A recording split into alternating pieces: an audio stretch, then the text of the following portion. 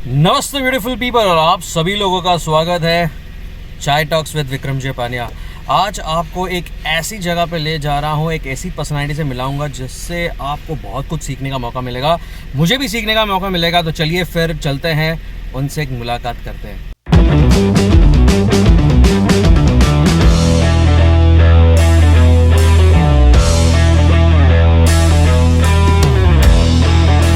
तो हम आए हैं एक बहुत अमेजिंग पर्सनालिटी से मिलने के लिए। तो चलिए मैं आपको उन लोगों से मिलाता हूँ। यहाँ पे है। हेलो, कैसे हो आप लोग? जी, रीटा जी, किया एंड टीम। तो हम आए हैं आज रूस सैलून एंड एकेडमी मुंबई।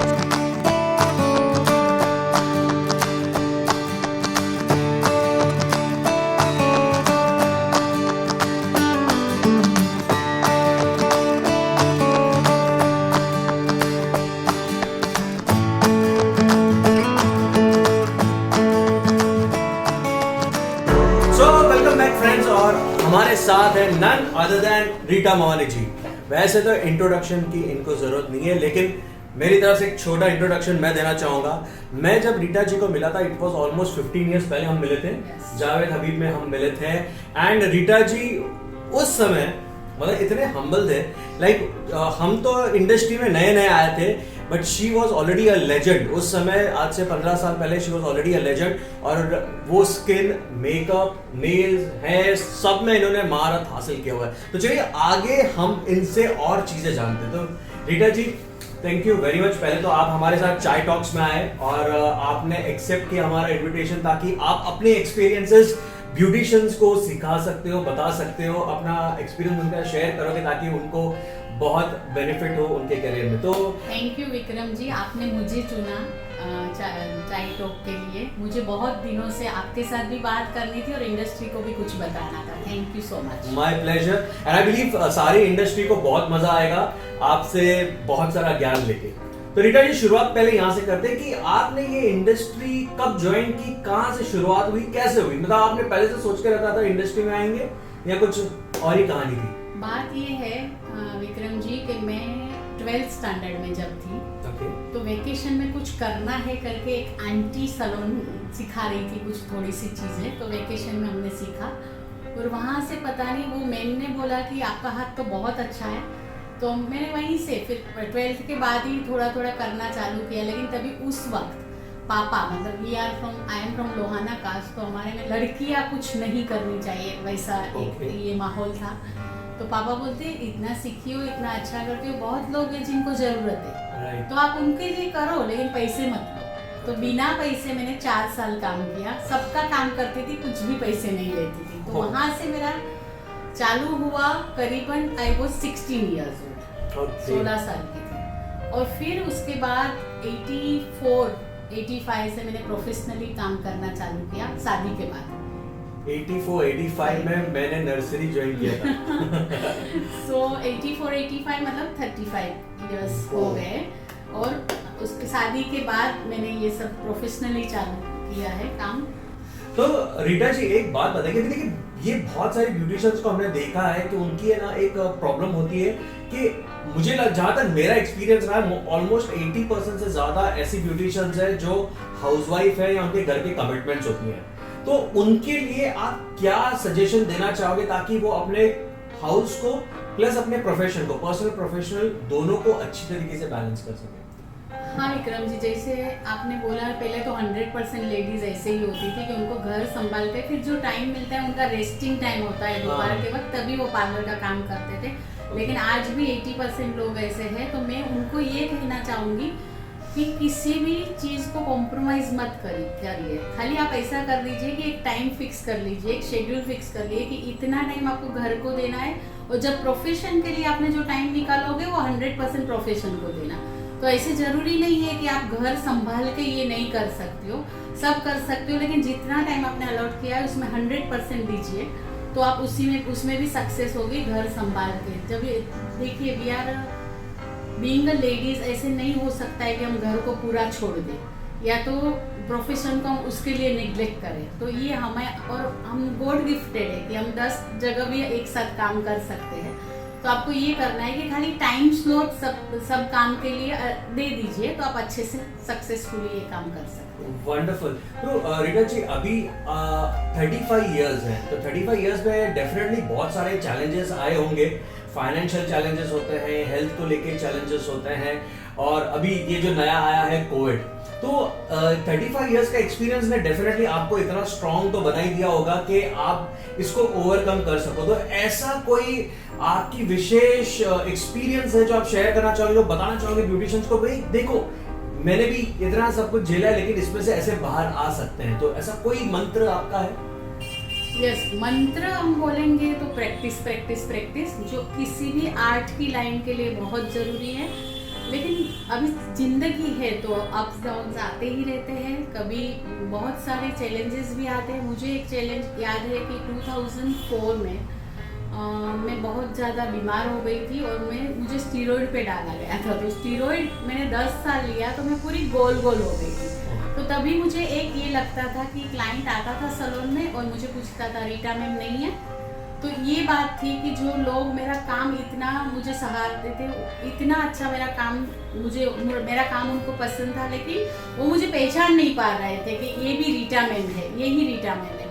तो ऐसे वक्त में भी मैंने बोला, खुशी से मैंने बोला, हंस के बोला, यस मैं ही रीटा हूँ। तो बोलते अरे मैं हमने सॉरी आंटी आपको पहचाना नहीं।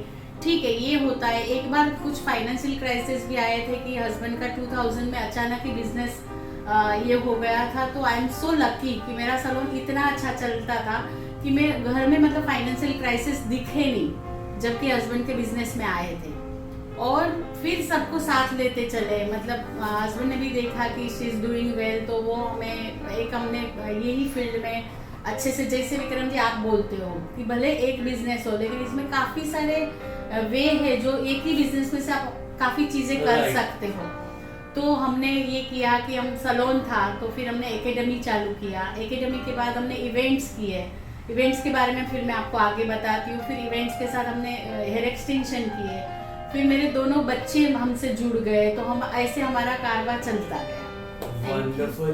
तो रीटा जी आपने कहा आपने एकेडमी शुरू किया है, तो अभी भी प्रेजेंटली आप एकेडमी चला रहे हो, आई बिलीव किया हैंडल कर रहे हैं एजुकेशन को लेके। तो एजुकेशन की जब बात आती है, प्लस खास करके अगर हम लोग रूल्स की बात करेंगे, तो आपके यहाँ पे एकेडमी को लेके, एजुकेशन को लेके आपने अपना सिस्टम कैसे बनाया है? पहले तो काफी लोग, पहले कैसे था पता है, कोई छोटा सा कुछ चल रहा है वहाँ सीख के लोग सैलून चालू कर देते थे। ये माहौल अभी नहीं रहा, अभी लोगों में अवेयरनेस काफी आ रही है। तो एकेडमी वाइज हमने ये सोचा कि पहले हम सेमिनार्स वगैरह में जाते थे, बहुत कम होते थे, लेकिन वहाँ जाते थे ना तो लोग ऐसे बोलते थे कि ये चीज़ें हमने इतना पैसा वहाँ डाला लेकिन वो मैम कुछ नहीं सिखा रही है। पैसे जब तक हमारी फीस नहीं गई थी तब तक उन्होंने बहुत अच्छे से सिखाया, फिर फीस आने के बाद उन्होंने, तो ये सब कंप्लेंट में ये लेती थी। तभी फिर हस्बैंड पूछते थे कैसा रहा सेमिनार, तो मैं बोलती अरे सब लोग रोते हैं कि इतना सारा हजारों रुपया डाल दिया और हमें नहीं सीखने मिला। तो इससे हमने ये सीख ली कि हमारी एकेडमी में जो भी कोई आता है वो अगर मुझे 100 रुपीज़ देता है तो मैं उनको 200 रुपीज़ का सिखाऊंगी। वंडरफुल। मतलब इतना डबल हम लोग आज भी हमने वही चालू रखा है, रूज सैलून एंड एकेडमी। मैं सिखाती हूँ, मेरा बेटा भी हमारे साथ था और बेटी भी है, तो हम लोग एजुकेशन में हमारा पूरा जान डाल के हम सिखाते हैं। उसके साथ ही हमने क्या किया कि लोगों को कैसे पता चले कि कौन अच्छा है सिखाने वाला। तो फिर हस्बैंड के साथ बात किया, तो हस्बैंड ने एक बार आइडिया दिया, जीतू मावानी आप लोग सब जानते ही हो, तो उन्होंने आइडिया दिया कि क्यों हम ऐसे नहीं करें, ऐसा नहीं हो सकता है कि उन लोगों को पहले ही पता चले कि ये बंदा कैसे सिखा रहा है। तो फिर उस हिसाब से फिर हमने सेमिनार्स चालू किए, एजुकेशनल सेमिनार। और हम लोग प्राउडली मैं ये कहना चाहूँगी कि सिर्फ एजुकेशन को माइंड में रख के जो हमने सेमिनार स्टार्ट किए हैं, बाकी भी हमारे कलीग्स काफ़ी लोग कर रहे हैं, लेकिन हमारा मेन मोटो था एजुकेशन। तो वहाँ हमने क्या सोचा कि सेमिनार में कोई आर्टिस्ट को हम इनवाइट करते हैं, वो उनका काम दिखाता है। अब कोई भी सेमिनार में आर्टिस्ट आएगा तो अपना बेस्ट दिखाएगा, तो अपना काम दिखाता है, फिर उसके ऊपर से लोगों को डिसाइड करने दो कि मुझे ये आर्टिस्ट के पास सीखना है या नहीं। फिर उनके हम लोग वर्कशॉप्स भी करने लगे। तो तो वर्कशॉप में और पता चलता था कि उनका टीचिंग स्किल कैसा है। अभी सेमिनार में तो वो क्या करते थे कि एक आधा एक घंटे के लिए एक आर्टिस्ट अपना काम दिखा के चला जाता था और कोई जो एंकर होता था वो उनके बारे में बोलता था। तो फिर जब वर्कशॉप रखते थे तो वो खुद सिखाते थे, तो लोगों को पता चलता था कि नहीं हमें मुझे इनके पास सीखना है या नहीं, तो बड़े कोर्स के लिए मुझे जाना है कि नहीं जाना है। ऐसे करके लोग डिसाइड करने लगे और लोगों को जो लगता है, तो एक सेमिनार और वर्कशॉप में जो छोटी सी अमाउंट डाली होगी उससे उनको पता चल जाना था कि अभी मुझे 1000 बहुत सारे रुपीस डालने हैं कि नहीं फीस में। तो ये बहुत एक अच्छा फायदा हुआ। और मैं तो आज भी लोगों को बोलती हूँ कि हमारे एकेडमी में तो हम सब हेयर, स्किन, मेकअप, नेल हर चीज़ सिखा रहे हैं। एंड आपको पता ही है विक्रम जी कि मैं ट्राइकोलॉजिस्ट भी हूँ, मैं 12 साल से वो कर रही हूँ, वो भी मैं सिखा रही हूँ। लेकिन मैं ये नहीं कहती हूँ आप रूज में आते हो तो आपको 1000% सब कुछ अच्छे से ही मिलेगा, बहुत अच्छे से। लेकिन मैं तो ये आज आपके सामने मतलब सबको पब्लिकली कहना चाहती हूँ कि अगर आपको किसी के पास भी सीखना है तो एटलीस्ट एक बार मुझे फ़ोन करके पूछ लीजिए कि उनके पास जाना है कि नहीं। और लोग मेरी एडवाइस लेते ही है।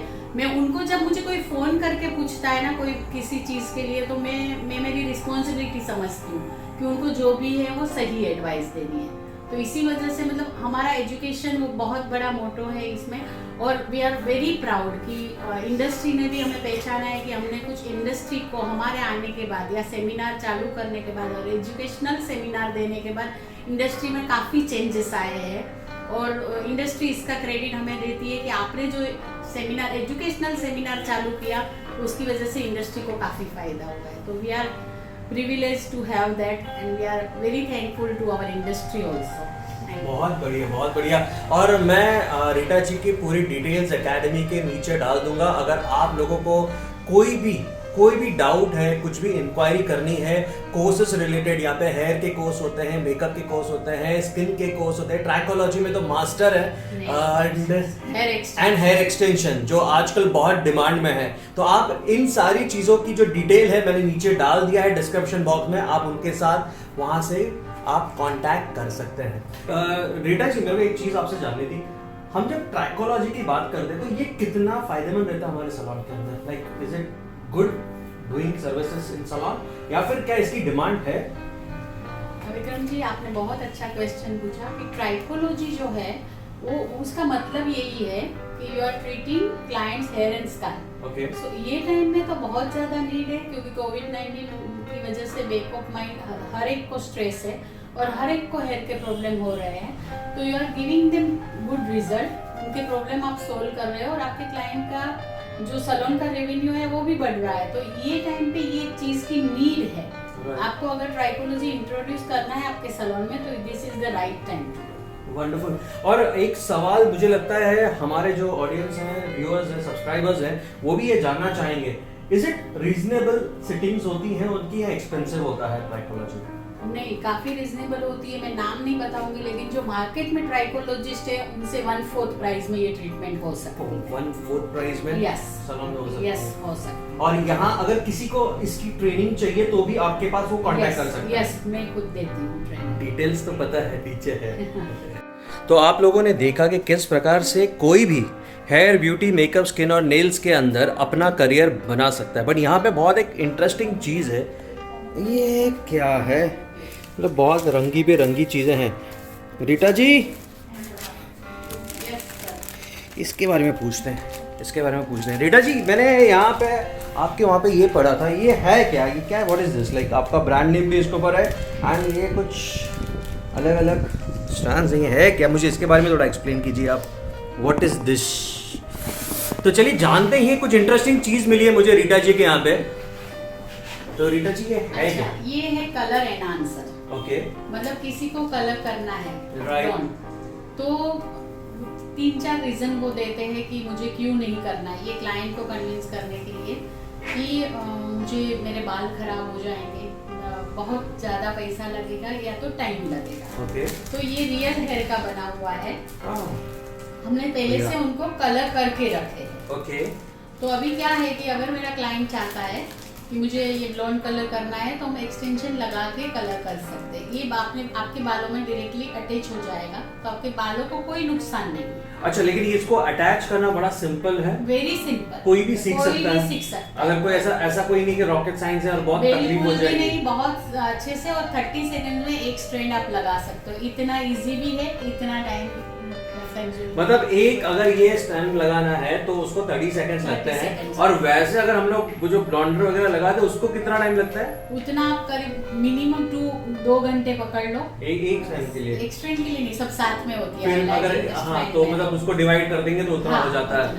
ओह, और वैसे अगर ये क्लाइंट को वैसे देखा जाए तो ये भी सस्ता पड़ेगा, इजी होगा उनको अफोर्ड करना। अफोर्ड करना इजी होगा, इसमें जल्दी हो जाता है, और अफोर्ड करना भी इजी होगा। उनके बालों को नुकसान नहीं होगा, और बहुत महंगा नहीं पड़ता है। ये क्लाइंट अपने एरिया के हिसाब से आप चार्ज कर सकते हो। ओके। हम तो होलसेल के रेट से देते हैं, लेकिन आप मतलब ये हम सेल भी करते हैं सैलून वालों को, और हम सर्विस भी देते हैं। अच्छा, इसका मतलब ये है कि जैसे कि कोई लेडीज अंदर आती हैं और वो अपने बालों को अगर समझो वो ब्लॉन्ड करवा देती हैं, हाइलाइट्स करवा देती हैं, और फिर वो तो एक सेम सी चीज लगेगी, बाद में उसको चेंज भी नहीं कर पाएंगे जब तक नए बाल नहीं होके आ जाएंगे, तो वो फेड ना हो जाए, और उसको भी 6-7 महीना लग जाता है। अगर ये होगा तो जब चाहिए उसको लगा सकते हैं, जब चाहिए उसको निकाल सकते हैं। और इसमें हमारे पास 17 to 20 कलर्स है। 17 to 20 कलर्स, 17 to 20 कलर्स है। सोचिए कितना सारा ऑप्शन है आपके क्लाइंट्स को करने के लिए। अच्छा, और एक चीज मैं जानना चाहूंगा, अब जैसे ये एक बार लग गया, इसको हमने निकाल दिया, तो सेम चीज लगेगा या फिर आपको नया लगाना पड़ेगा? वही क्लाइंट को एक बार और लगा सकते हैं, वही क्लाइंट को एक बार और लगा सकते हैं। मतलब मैंने लगाया है एक बार, और मुझे 1-2 महीने के बाद लगा कि नहीं बस अभी मुझे नहीं चाहिए, तो निकाल के रख सकती हूँ। 2 महीने के बाद वापस यही स्ट्रैंड लगा सकती हूँ। मतलब 2 बार एक स्ट्रैंड यूज हो सकता है। ओके। और ये किसी को भी अगर देना है, मतलब हमारे अगर जो दर्शक हैं, हमारे जितने भी सैलून वाले हैं, अगर वो देख रहे थे, ये उनको भी आप दे सकते हो? हाँ, सिखा के हम दे सकते हैं, सिखा भी सकते हैं। तो बॉस, ये बहुत इंटरेस्टिंग चीज है। अगर आप लोगों ने ये नई चीज अगर इंट्रोड्यूस नहीं किया अपने सैलून के अंदर, तो डेफिनेटली आप नीचे मैंने डिटेल्स डाल दिए हैं, आप रीटा जी को कांटेक्ट कर सकते हो। कुछ नया है, कुछ इंटरेस्टिंग है, और ज्यादा इसके अंदर इन्वेस्टमेंट नहीं है, कम इन्वेस्टमेंट में आप अच्छा खासा बिजनेस कर सकते हो। ट्रेनिंग पे मिल रही है, दिस इज वंडरफुल। रीटा जी, ये बहुत इंटरेस्टिंग लगा मुझे, एंड आई थिंक सो ये बहुत लोगों को फायदा दिला सकता है अपने सैलून के। बहुत ही अच्छे से, बहुत अच्छे से।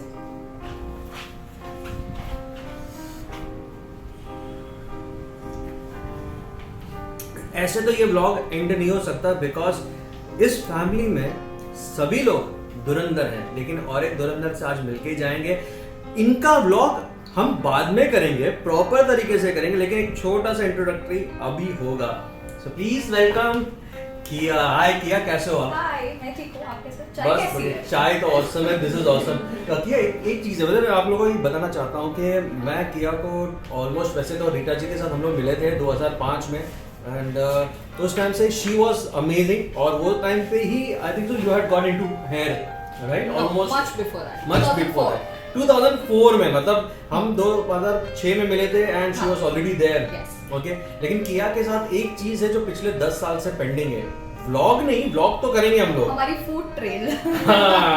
हमारा एक फूड ट्रेल जो होने वाला था, पूरे मुंबई के अंदर हम जाने वाले थे, सब जगह की लोकेशंस की एक लिस्ट बना के रखी थी। 2010 से 2020 हो गया, अभी भी है, लेकिन अभी भी लिस्ट है, तो अभी भी लिस्ट है, तो हो सकता है हम लोग आगे जाके किया का ब्लॉग फूड ब्लॉग के साथ ही कुछ कर लें। Sure done. सो तब तो पापा भी आ जाएंगे। हाँ, वो भी रहेंगे। हाँ, जीतू भाई रहेंगे तो और भी मजा आएगा, धमाल मचने वाली। मतलब ये पूरी फैमिली के साथ एकदम धमाल मचती है, और खाना पीना पहले, व्लॉग बाद में, ऐसा होता है। सो एक चीज मैं जानना चाहूंगा, लाइक हमारे ऑडियंस के लिए आप कुछ बताना चाहोगे?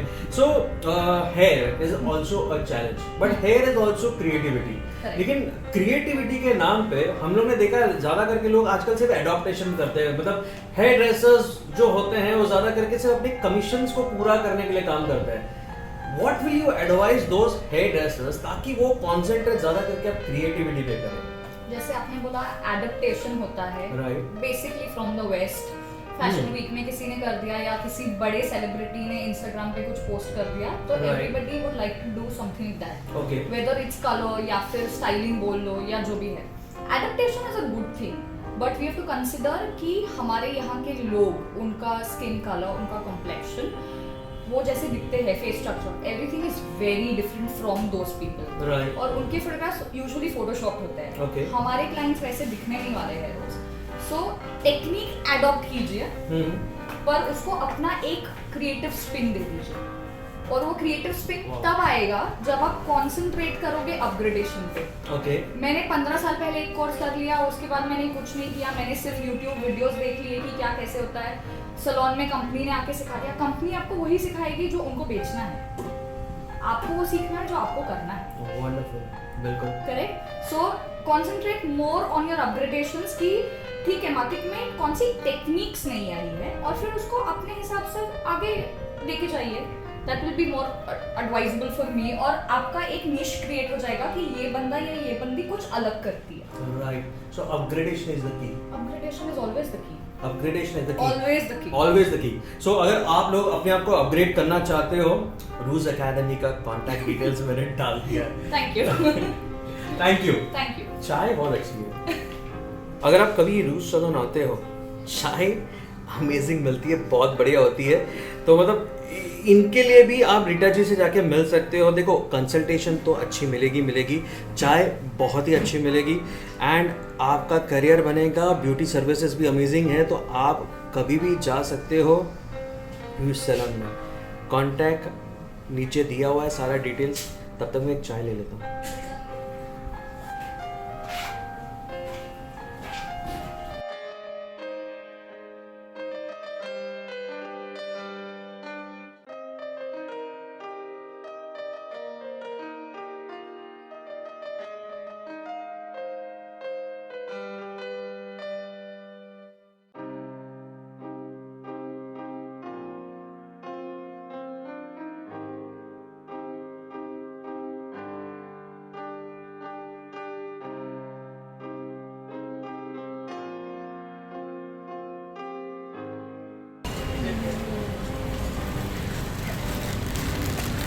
पहले तो रूज में जाके मुझे हाँ कचौड़ियाँ मिली है, कचौड़ियाँ।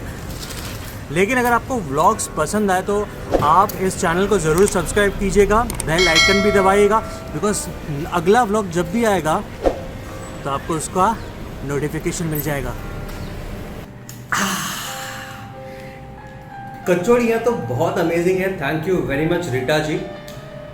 खास करके थैंक यू मुझे कहना पड़ेगा जीतू भाई से, क्योंकि ये जो स्पेशलिटी वाली चीज़ें होती है ना, ये जीतू भाई जी की तरफ से ही आती है। तो जीतू भाई थैंक यू वेरी मच। तो आई बिलीव आप सभी लोगों को बहुत मज़ा आया होगा रीटा जी से मिलके। आगे हम किया के साथ भी मिलेंगे और कोशिश करेंगे कि हम जीतू भाई से भी बात कर पाएँ। लेकिन ये कहते हैं लेजेंड्स, देखिए कितने अमेजिंग तरीके से अपने स्ट्रेस को संभालते हैं, कितने अमेजिंग तरीके से अपनी लाइफ को वेल बैलेंस करते हैं और हमेशा मेहनत करते रहते हैं, नेवर गिव अप एटीट्यूड रखते हैं और पूरे तरीके से पैशनेट होते ही ये कहलाते हैं एकदम सुपरस्टार। आप भी बनिए सुपरस्टार और हम लोग मिलेंगे और एक एपिसोड में एक लेजेंडरी आर्टिस्ट के साथ। तब तक के लिए आपका दिन बहुत ही शुभ रहे। Have a great day. जय हिंद।